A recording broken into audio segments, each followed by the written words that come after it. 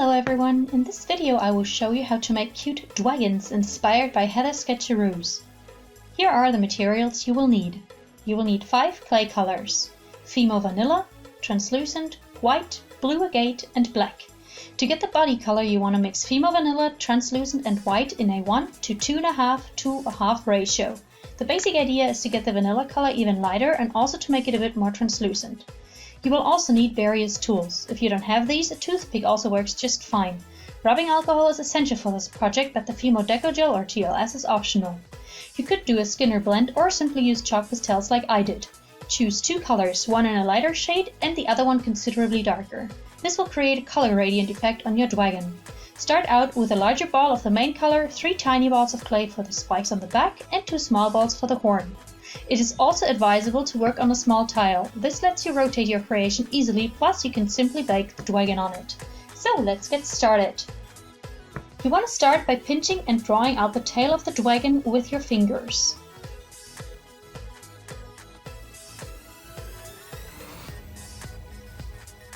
You could also roll the ball of clay between your palms, but that leaves you with a longer teardrop shape than the one that you can see here in this video. Then slightly press the body onto the tile without destroying the shape. Get your tiny balls of clay and pinch roll them between 2 fingers to get tiny teardrop shapes. Then smooth these onto the back of your Dwagon with a needle tool, starting at the tip of the tail.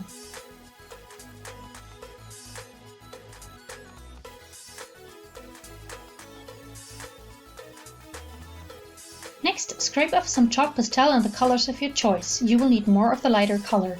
Take your brush, pick up a little bit of the lighter color and dab on the pigment, focusing on the sides. When you're satisfied, switch to the darker shade and dab it onto the Dwagon's head. Here's what the color gradient should look like. Don't clean away the leftover chalk just yet. Put some rubbing alcohol on a Q-tip and clean out 2 larger areas for the eyes and 2 smaller areas above the eyes for the horns.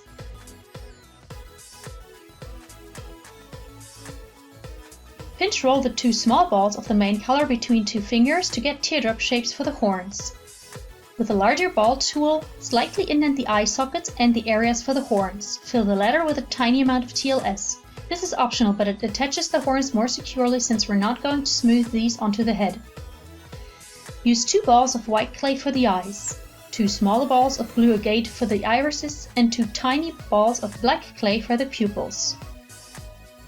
Only lightly press them on, since you want the Dwagon's eyes to be bulgy, just like Heather's. Also, take tiny pieces of white clay to give the eyes a light reflection. Scrape off some of the chalk pastel to give your Dwagon nostrils and then prepare very thin snakes of black clay. It doesn't matter if you work with a bunch of smaller pieces, since the mouth of the Dwagon is shaped irregularly, so you can always start with a new piece. You want to take your time with the mouth, since I find this to be the cutest part of the Dwagon.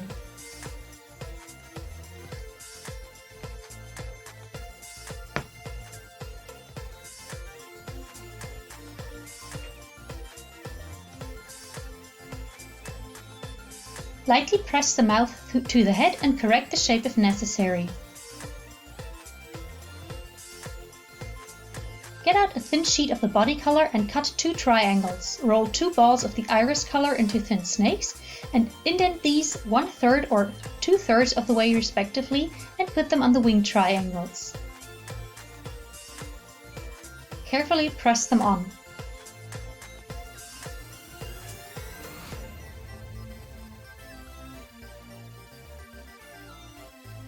Brush the wings with a lighter shade of chalk pastel and then make 2 indents on each wing.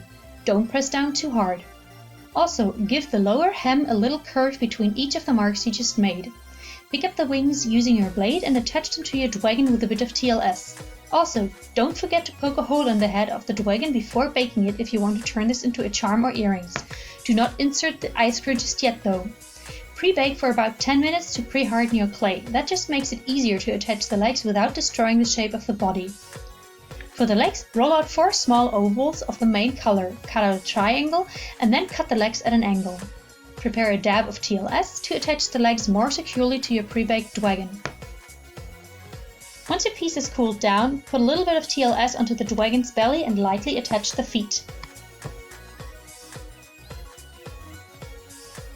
Put the Dwagonz legs on your index finger and hold it down with your thumb. The thumb should not be touching the raw clay, otherwise you might squish it. Smooth on the legs by starting on the inside and then turn to the outside. Make sure your horns are securely attached. If not, reattach them by bonding them with a bit of TLS. Bake your piece for one last time. It's better to be safe than sorry, so use a bit of super glue when inserting your eye screw. Make sure it is perpendicular to the middle axis of your Dwagon, as the loop of an earring hook is perpendicular to the eye screw. That way your Dwagon will be facing forward. Put your Dwagonz on earring hooks if you'd like, and then get out a glaze of your choice to protect the dusted on chalk pastels. I chose to use Fimo matte varnish since I love the matte finish of the chalk pastels and wanted to keep that look. You can make these Dwagonz in all the colors of the rainbow. Here are some Dwagonz in blue, turquoise, green, orange, pink, purple and red.